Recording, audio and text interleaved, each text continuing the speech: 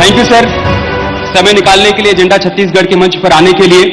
चुनावी बेला है, आप सबका एक एक मिनट बहुत कीमती है, लेकिन बीते 4 वर्ष में जो किया है वो बताना भी बहुत जरूरी है। प्रधानमंत्री मोदी आज बिलासपुर में थे, रैली को संबोधित किया और उनकी तरफ से एक बड़ा हमला आप लोगों के ऊपर किया गया। उन्होंने कहा कि ये तो कहिए कि दिल्ली में बैठा हूं, अगर मैं दिल्ली में नहीं बैठा होता और कांग्रेस की सरकार दोबारा से आ जाएगी तो ये लोग छत्तीसगढ़ को लूट खाएंगे, तबाह कर देंगे। आपका जवाब?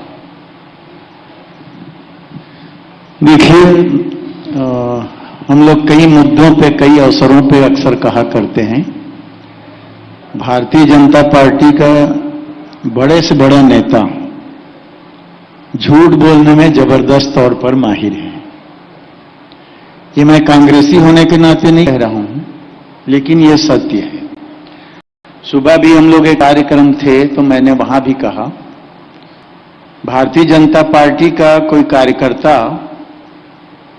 अगर आगे बढ़ता है, प्रशिक्षण शिविर में भाग लेता है, जैसे हमारे कांग्रेस में भी प्रशिक्षण शिविर होता है, पर हम लोगों को प्रशिक्षण दिया जाता है कांग्रेस की आइडियोलॉजी क्या है, कांग्रेस की योजनाएं क्या होनी चाहिए, कांग्रेस का कार्यकर्ता या जनप्रतिनिधि अंतिम छोर के व्यक्ति तक कैसे पहुंचे और उनके समस्याओं की जानकारी लेकर निदान कैसे करे, ये हमारा प्रशिक्षण मिलता है हमको। लेकिन भारतीय जनता पार्टी के नेताओं और कार्यकर्ताओं को शायद प्रशिक्षण दिया जाता है प्रशिक्षण शिविर में कि झूठ किस प्रकार से बोला जाता है और किस प्रकार से बोलकर उसको सच साबित करने की कोशिश की जाती। माननीय प्रधानमंत्री नरेंद्र मोदी जी ने क्या कहा ये तो मैं सुना नहीं हूं, पर जैसा कि आप कह रहे हैं, उनका कहना कि मैं दिल्ली में बैठा हूं वरना छत्तीसगढ़ को लूट लेते। छत्तीसगढ़ छोटा सा राज्य है और यहां माननीय भूपेश बघेल जी मुख्यमंत्री के नेतृत्व में इन 5 वर्षों में, कहने को तो 5 साल कहते हैं पर 1.5 साल कोरोना निकल गया, 3.5 सालों में जो काम हम लोगों ने किया है, जो योजनाएं बनी हैं सर्वहारा वर्ग के लिए, उसका मुकाबला पूरे भारतवर्ष के किसी प्रदेश ने नहीं किया है। सर, मैं उन योजनाओं पर आऊंगा, लेकिन चूंकि आपने बीजेपी के दुष्प्रचार मोर्चा की बात कही, मैं इससे पहले भी आपका एक बयान सुन रहा था, आप कह रहे थे कि बीजेपी का एक मोर्चा है जो दुष्प्रचार करता है। आपके पास प्रचार का जो मोर्चा है वो कमजोर है क्या, जो बीजेपी के दुष्प्रचार का सामना नहीं कर पाता? हमारे पास जो प्रचार का मोर्चा है वो कमजोर नहीं है। हमारे संगठन के लोग बहुत अच्छी तरीके से ये काम करते हैं, पर दुष्प्रचार करने वाला व्यक्ति ज्यादा माहिर होता है और वो लगातार करते हैं, इसलिए उसकी जो गलतियां हैं वो सामने आने लगी हैं। हमारे संगठन के लोग जो हमारे किए गए कार्यों का प्रचार, सरकार के कार्यों का प्रचार बड़ी मुस्तैदी से करते हैं। लेकिन जैसा कि आपने पहले प्रश्न में कहा नरेंद्र मोदी जी के कहने का, तो मैं ये कहना चाहूंगा, देश को लूटने का काम तो नरेंद्र मोदी जी और उनकी पार्टी कर रही है। छत्तीसगढ़ में हमारी सरकार है, हम लोगों ने लूटने का काम कहीं नहीं किया, देने का काम किया है। चाहे हम लोग किसान को दे रहे हैं धान, उसकी 2500 में खरीद कर इस साल 2600-2400 में, किसानों के कर्जा माफ करने की बात कही गई, वो हमने किया। आंगनबाड़ी कार्यकर्ता सहायकों का मानदेय बढ़ाया, मितानिनों का मानदेय बढ़ाया, बेरोजगारों को 2500 रुपया भत्ता देने का काम किया, पंच सरपंच जनपद जिला सदस्यों का मानदेय बढ़ाया, हमारे वार्ड पार्षद, नगर पालिका, नगर निगम, नगर पंचायतों के लिए हम लोगों ने काम किया, बिजली बिल आधा करने की बात हम लोगों ने कही, वो हम लोगों ने किया, सिंचाई कर माफ करने की बात कही, वो हम लोगों ने किया। तो हम लोगों ने देने का काम किया है, लूटने का काम नहीं किया है। सर, मैं 5 बरस बनाम 15 बरस पर आऊंगा, लेकिन आप ये कह रहे हैं कि मोदी सरकार देश को लूटने का काम कर रही है और आपके उप मुख्यमंत्री तारीफ कर रहे हैं प्रधानमंत्री मोदी की, टी.एस. सिंहदेव जी, वो कह रहे हैं कि हमें केंद्र से जितनी मदद मिलनी चाहिए थी भरपूर मदद मिली है, वो तो तारीफ कर रहे हैं। ये तो उलाहना भरे स्वर में उन्होंने कहा है, तारीफ नहीं की है। लोग उसको समझने में या प्रचारित करने में गलत ढंग से, नरेंद्र मोदी जी बैठे हैं उनके सामने, उन्होंने कहा, बार बार हम लोग मुद्दा उठाते रहे हैं कि केंद्र हमारे साथ हमें सहयोग नहीं कर रहा है, ये बार बार उठाते रहे। और हमारे उप मुख्यमंत्री जी जीएसटी की मीटिंग में भी जब जाते हैं दिल्ली, तो वहां भी उठाते हैं कि केंद्र हमारे अधिकार से हमें वंचित कर रहा है, नहीं दे रहा है। सीधा सीधा नहीं बोल के उप मुख्यमंत्री जी ने उलाहना के स्वर में ये बातें कही हैं। घोटालों का भी जिक्र किया प्रधानमंत्री मोदी ने। चूंकि आपने कहा कि सरकार लूट रही है, इसलिए उनकी तरफ से जो अटैक आया उस पर भी मैं आपसे एक दो सवाल पूछ लेता हूं। उन्होंने कहा कि ये लोग ऐसे हैं कि गौ माता के नाम पर भी घोटाला करते हैं। इतना ही नहीं, गोबर के नाम पर भी कांग्रेस की सरकार ने घोटाला कर लिया। एक और घोटाले का जिक्र किया उन्होंने कहा कि पीएससी घोटाला यहां के युवाओं के साथ बहुत बड़ा धोखा है। पीएससी घोटाला यहां के युवाओं के साथ बहुत बड़ा धोखा है। देखिए, घोटाला करने में जो माहिर होते हैं ना, वो बड़े अच्छे तरीके से उसको प्रस्तुत करते हैं, और भारतीय जनता पार्टी के लोग इस चीज में माहिर हैं। कहीं पर भी गाय और गोबर की बात आपने कही है, गौ माता के नाम से ये वोट मांगते रहे हैं, पर गौ माता की सेवा करने की दिशा में इन्होंने कोई कदम नहीं उठाया। यहां तक कि हमारे साझा क्षेत्र में परपोड़ी गांव जामुल है, 3-4 गौपालक जो लोग वहां हैं, पशुपालन के दिशा में जो काम करते थे, सरकार से मदद पूरा लेते थे गायों के लिए, लेकिन गायों के लिए एक नया पैसा खर्च नहीं किए। सैकड़ों गाय परपोटी के पास एक गांव है, वहां मर गए इनके कार्यकाल में, और इनके भारतीय जनता पार्टी के नेता को जेल जाना पड़ा। ये इनका गौपालन है। और हमारा गौपालन है, आप देखें गौठान का निर्माण हम लोगों ने किया, और गौठान में आज कितना ज्यादा गौवंश की सुरक्षा हम लोग कर रहे हैं, वो सब जान रहे हैं। गोबर खरीदी में भ्रष्टाचार की बात, ये लोग कहते हैं 1000 करोड़ के गोबर खरीदी में भ्रष्टाचार हो। 239 करोड़, 40 करोड़, 250 करोड़ की कुल गोबर खरीदी हुई है, तो 1000 करोड़ का घोटाला कहां से हो गया? बहुत सीधी और सपाट बात। तो इनका काम ही दुष्प्रचार करना है और कांग्रेस की छवि खराब करना, क्योंकि इन 5 सालों में माननीय भूपेश बघेल जी के नेतृत्व में जो हमारी सरकार काम कर रही है, इनको कोई इशू, कोई बिंदु मिल नहीं रहा है, और इसलिए इस प्रकार की ये लोग अनर्गल दुष्प्रचार करते हैं। पीएससी घोटाला आप टाल गए सर या भूल गए? पीएससी घोटाले पर, पीएससी घोटाले के विषय में भी माननीय मुख्यमंत्री जी ने एक लाइन से स्पष्ट कह दिया है, घोटाले की बात करने की जरूरत नहीं है। अगर आपके पास कोई प्रमाण है तो प्रस्तुत करो, कोर्ट में जाओ, और हमारे सरकार से जवाब मांगा गया है, सरकार जवाब देगी। वो तो कई नाम गिनाते हैं और कहते भी है कि नामों का संबंध कांग्रेस पार्टी से है, किसी न किसी से जुड़ा हुआ है।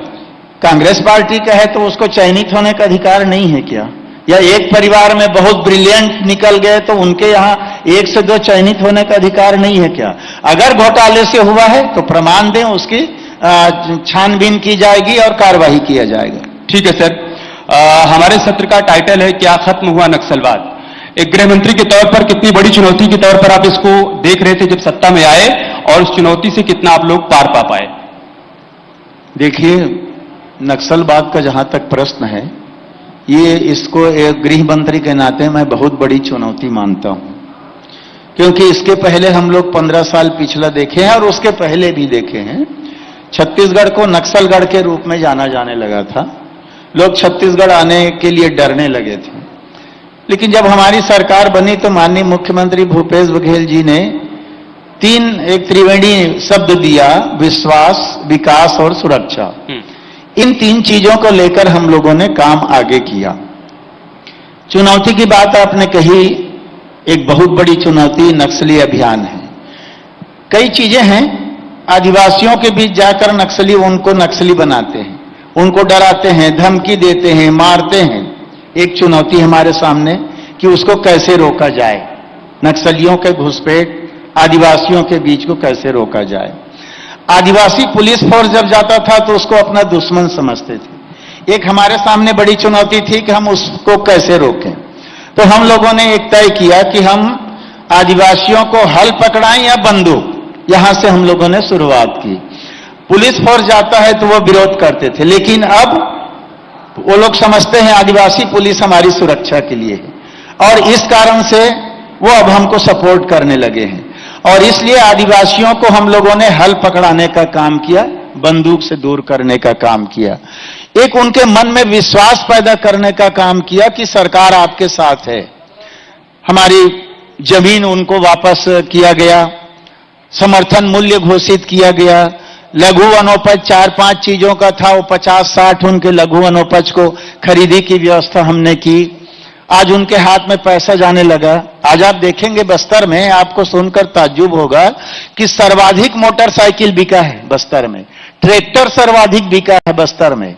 माननीय मुख्यमंत्री जी भेंट मुलाकात कार्यक्रम में गए तो मांग क्या आया? बैंक खोलने की मांग आने लगा है बस्तर जैसे जगह से। तो ये चुनौती नक्सली अभियान से निपटने की हमारे पास रही है और उसको बड़ी बखूबी से हम आदिवासियों के बीच जाकर उनको विश्वास दिलाकर, उनको हल पकड़ाकर, उनकी जरूरत की चीजों को देखकर हम लोगों ने दूर किया। जैसे आप देखेंगे अंदर 15 साल में 300 स्कूल बंद हो गए थे, उन 300 स्कूल को हमने पुनः चालू किया।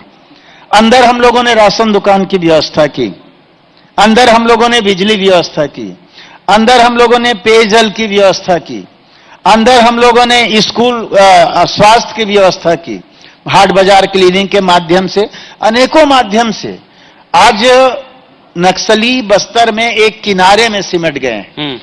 पूरे बस्तर में लगभग 589 गांव जो नक्सल प्रभावित थे, 589 गांव नक्सल प्रभाव से मुक्त हो गए। लगभग 6 लाख परिवार उससे अलग हो गए। ये सबसे बड़ी विशेषता है। जिस झीरम में नाम से डरने लगता है आदमी, उस झीरम में आज 12 बजे रात को अकेला मोटरसाइकिल से आदमी चलता है। ये हमारा नक्सली अभियान की चुनौती थी। उस चुनौती को हम लोगों ने स्वीकार भी किया और बखूबी। और चुनौती में कई गोपनीय चीजें होती हैं, उसको हम सार्वजनिक कर नहीं सकते। नक्सलियों से मूवमेंट का, हमारे फोर्स के मूवमेंट का, हमारे इंटेलिजेंस का तो हम सार्वजनिक नहीं कर सकते क्योंकि वो हमारी गोपनीय एजेंडा होता है। कानून व्यवस्था के मुद्दे पर भी बीजेपी आपको घेर रही है। उनका यह कहना है कि कानून व्यवस्था पूरी तरीके से ध्वस्त हो गई है, रेप के मामले भी बढ़ते जा रहे हैं। अभी मैं एक रिसर्च निकाल रहा था, राखी के दिन भी एक घटना हुई, एएसपी का ऑफिस है और उस मल्टी लेवल पार्किंग में इस घटना को अंजाम दिया गया। देखिए, दो अलग अलग चीजें हैं। घटना होना अलग चीज है और लॉ एंड ऑर्डर की स्थिति अलग है। लॉ एंड ऑर्डर की स्थिति हमारे छत्तीसगढ़ में जितनी मजबूत है उतना कहीं पर भी नहीं है। आप देखिएगा, मैं 2-3 छोटा छोटा उदाहरण दे रहा हूं, उससे पता चलेगा। छत्तीसगढ़ में देश के प्रधानमंत्री माननीय नरेंद्र मोदी जी 2-3 बार आ चुके, कहीं पर लॉ एंड ऑर्डर की स्थिति खराब नहीं हुई।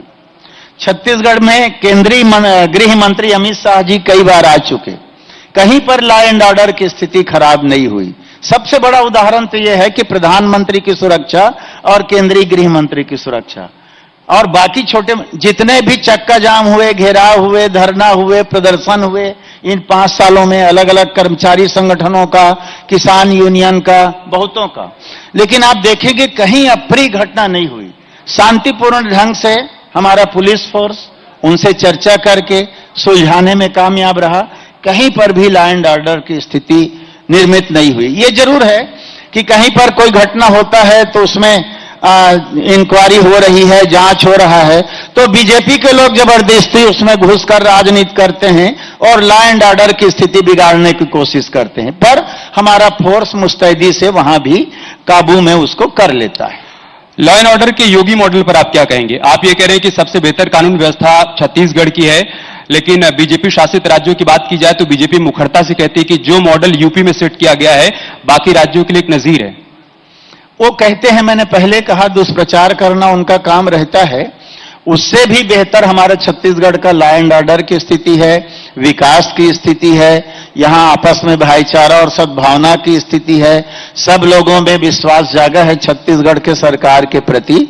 अपनी बड़ाई तो करते हैं, लेकिन मैं बड़ाई के दृष्टिकोण से नहीं, इस दृष्टिकोण से भी कह रहा हूं कि केंद्र की सरकार ने हमारे छत्तीसगढ़ के सरकार के विभिन्न आयोजनों को, विभिन्न योजनाओं को, विभिन्न विभागों को अनेकों पुरस्कार दिए हैं। 20 पुरस्कार हमको केंद्र सरकार ने दिया है। यह सबसे बड़ा प्रमाण है छत्तीसगढ़ की बेहतरी का।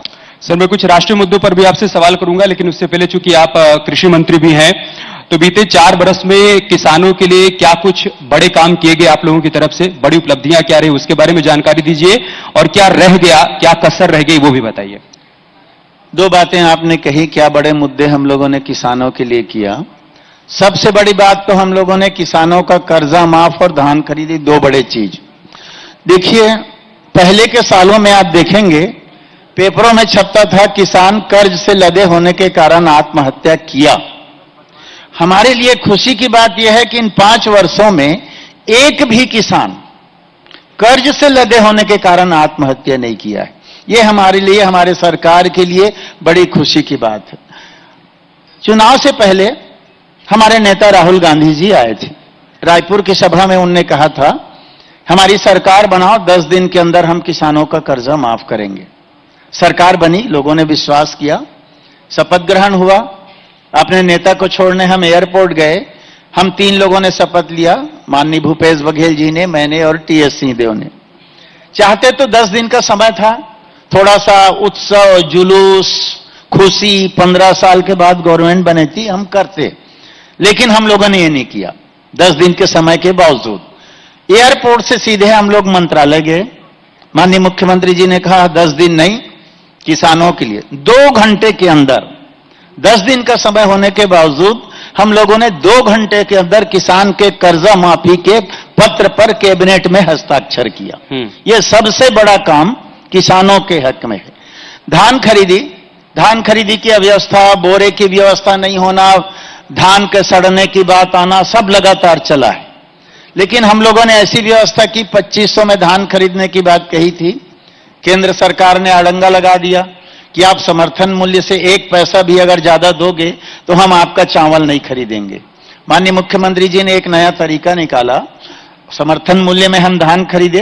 2500 की डिफरेंस राशि जो है राजीव गांधी किसान न्याय योजना के नाम से बनाया गया और किसानों को पैसा हम दे रहे हैं। यह भी बात बीजेपी ने कहा हम 2100 में धान खरीदेंगे, 300 बोनस देंगे, नहीं दिए। 1 साल दिए, फिर नहीं दिए, चुनाव के समय फिर। और हमारा देखिए हम रेगुलर दे रहे हैं, ऐसा नहीं कि 1 साल दिए और फिर बंद कर दिए। तो किसान का कर्जा माफी हमने किया और उनका धान खरीदी लगातार हम कर रहे हैं, बहुत बेहतर व्यवस्था के साथ कर रहे हैं।